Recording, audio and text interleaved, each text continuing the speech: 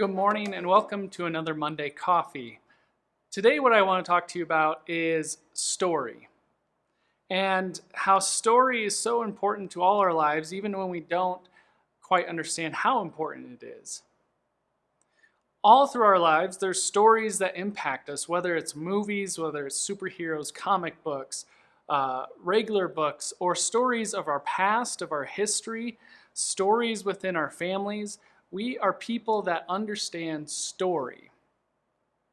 Story is something that can help us understand tough topics a lot easier. Stories are things and vehicles that give us more empathy for one another, to see something from a different perspective. I think this is why Jesus used stories in his ministry to teach people about the kingdom of God.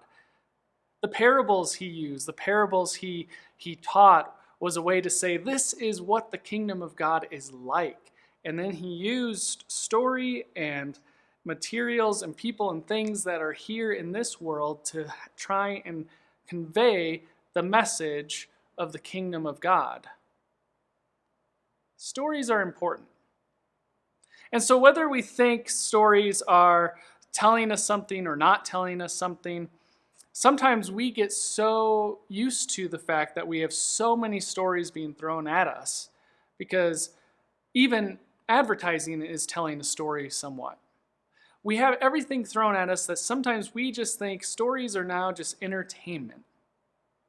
But I think one of the cool things about Reformed theology is that it teaches us that all truth is God's truth. And so then any truth that is conveyed through a story, even if it's secular, that is still God's truth. And so something doesn't have to be immediately saying it believes in Jesus for it to be a Christian message, but all truth is God's truth.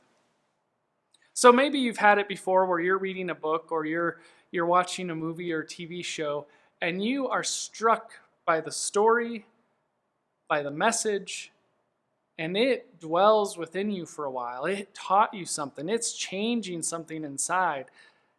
And that's because all truth is God's truth.